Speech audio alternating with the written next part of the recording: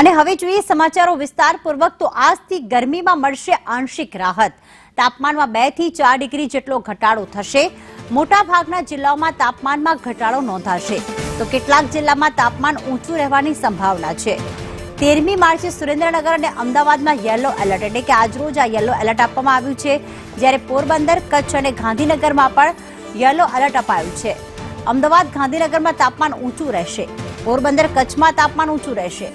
ઉત્તર પૂર્વના પવનોને લીધે ગરમીની અસર રહેશે તો કેટલાક જિલ્લામાં તાપમાન ઊંચું રહેવાની શક્યતા છે, જેમાં સુરેન્દ્રનગર, અમદાવાદમાં આજે યલો એલર્ટ આપવામાં આવ્યું છે।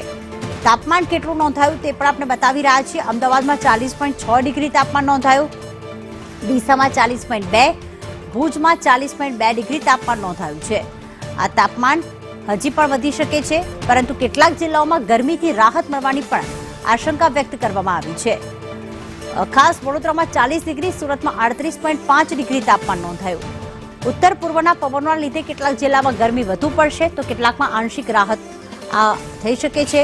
ગરમીનું યલો એલર્ટ ક્યાં ક્યાં આપવામાં આવ્યું છે? ગાંધીનગર, અમદાવાદ, પોરબંદર, સુરેન્દ્રનગર, કચ્છમાં આપવામાં આવ્યું છે, જ્યારે અન્ય જે જિલ્લાઓ છે કે જ્યાં આવતીકાલથી ગરમીમાં આંશિક રાહત મળી શકે છે, એટલે કે તાપમાન 40 ડિગ્રીની અંદર જઈ શકે છે, 2 થી 4 ડિગ્રીનો ઘટાડો થઈ શકે છે।